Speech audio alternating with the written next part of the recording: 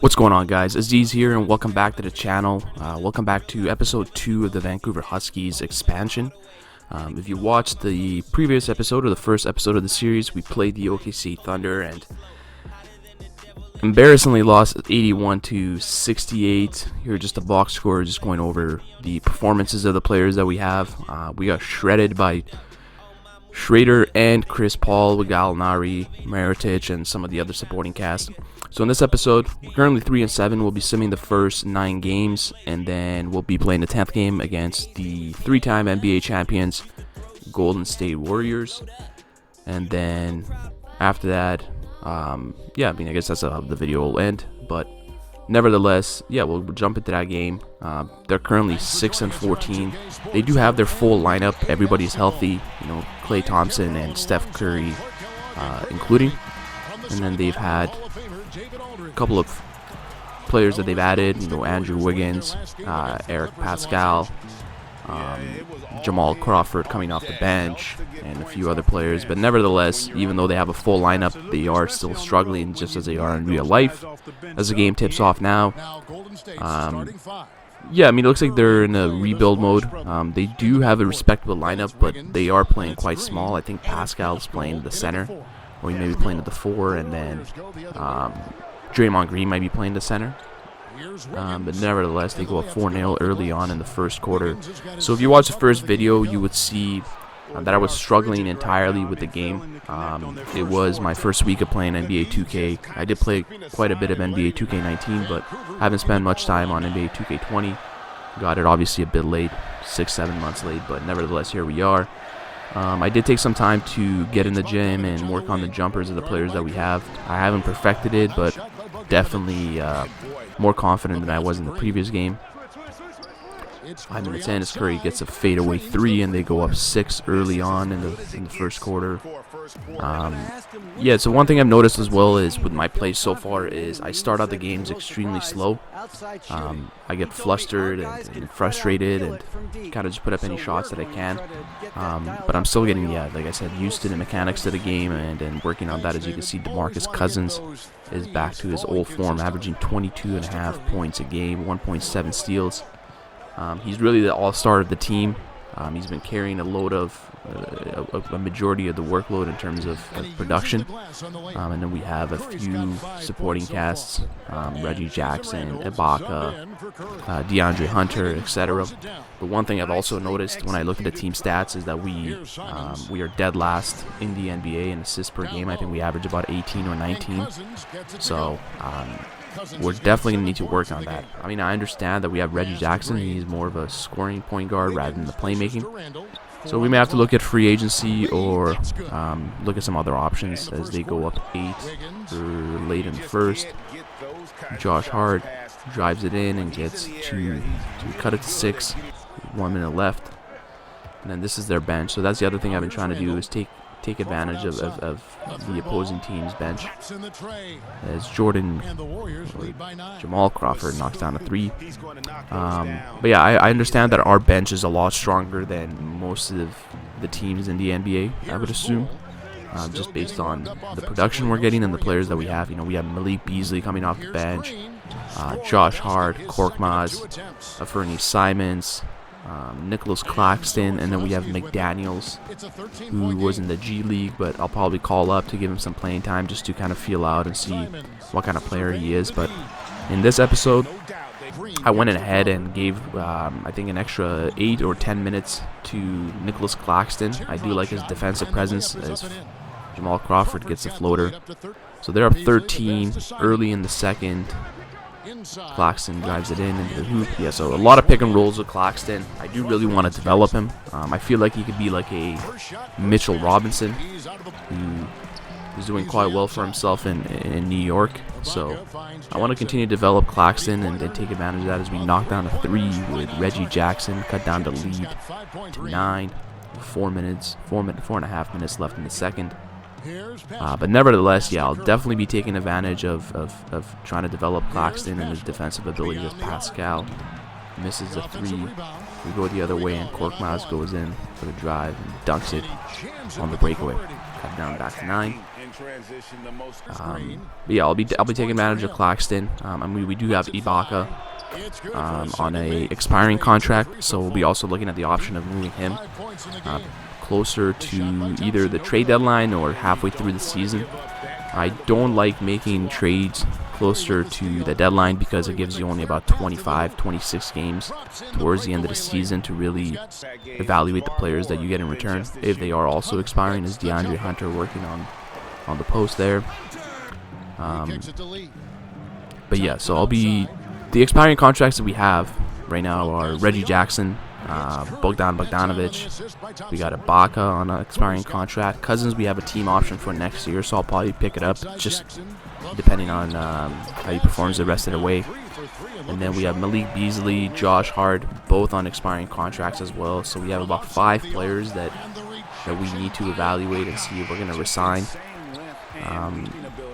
I don't really see Reggie Jackson coming back unless, you know, he turns to maybe like a Schrader coming off the bench, you know, with the scoring abilities. But 29 years old, he'll probably be seeking quite a bit of money, so we may have to look elsewhere. So we're down 6 early in the third, and they make it 8 points. Klay Thompson with a jumper. Yeah, so we started picking it up, and just to use the last game against the Thunder as a benchmark, I think in that game I scored 68 points in total, and in this game we already had 44 with 6 minutes left in the third. So I was quite happy about that. Starting to get better, really get the feel for the games. We drive it in with Korkmaz and won. Korkmaz is another player that I was really looking to work on and develop. Just from the games that I've watched with the 76ers, I'm quite impressed with his abilities, and I think he's just a solid role player, in my opinion. I don't think he'll ever be a starting player on this team, at least. But nevertheless, I do want to develop him to a capable, offensive threat who can come off the bench, knock down threes, just like this one right here. Makes a 5-point game with 4 minutes left. Get a rebound from Ibaka, Reggie Jackson driving. DeAndre Hunter with the green. As you can see, I have been working in the gym. I'm not just talking. As you can see with my actions on the court, really showing it. Cousins throws it down. Tie game, 3 minutes left. They're up 2 again. Claxton, Josh Hart, easy basket. Drives it all the way with no contact. As you can see, our shooting percentage as well in the second half has been 75%. The other thing I noticed in the OKC game, I think they had like 15 or 16 more shots than we did. A lot of our points did come. Instead of getting field goals, we went to the free throw line, so we compensated for that. But nevertheless, I do want to continue working on the field goals. I want to continue working on my 3-point shooting. The other thing I understand is the playbook that I'm currently using. I'm not going to touch it. I'm going to leave everything as is until the end of the season, unless I really struggle. But I do want to bring like a new coach in, new playbook, things like that. I really want to revamp the team up again. This is just the rebuild phase of the franchise, and I'm not too caught up on little details at the moment. We get a pick and roll. Claxton in the paint, taking advantage of Jamal Crawford, gets another 2. He had a very strong game, at least up to this point. 7 minutes left in the fourth quarter, down 2. Fernie Simons on the drive and ties the game with 7 minutes left. Previous play to that, he had a good play on I think it was Klay Thompson, where he got a jump ball, and that's how we got the ball back. So really impressed with Simons as well. Ibaka, Green, track down and a block. Go the other way. Simons going all the way to the hoop, past Curry, and gets a 2. 71 all, 4 minutes left. Some more good defensive play. Jackson, Claxton, and now Bogdanovic as we go up. Nope, still tie game. 2 minutes and 40 seconds left. Towards the end of the game, fade back 3 from Curry. Tip from Cousins, goes to Green, and he knocks down a 3, and they go up 3 immediately. As we go back, can we answer? Pick and roll with Cousins. And 1, and he does make the free throw. 78 all with 2 minutes left. And from this point on, it was just live or die by Curry. He gets another step back three and misses that one as well. I think it was maybe 3 or 4 possessions where it was just Curry fadeaway threes. Claxton down the middle taking advantage of the fast break transition. Curry again, another three. Misses that one as well. Claxton with the rebound. Reggie Jackson running the court. DeAndre Hunter going all the way on Wiggins. And we're up 4 with a minute and 30 left.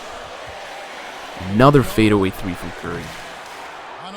DeAndre Hunter with the rebound. We go the other way. Reggie Jackson taking advantage of that transition. Fast break once again. Up 3 with 30 seconds left, and that was basically the icer on that. 86-81. Go to the free throw line. Cousins misses. 87-82. Curry gonna go for another three. No, dishes it to Klay Thompson, and he knocks down the green three.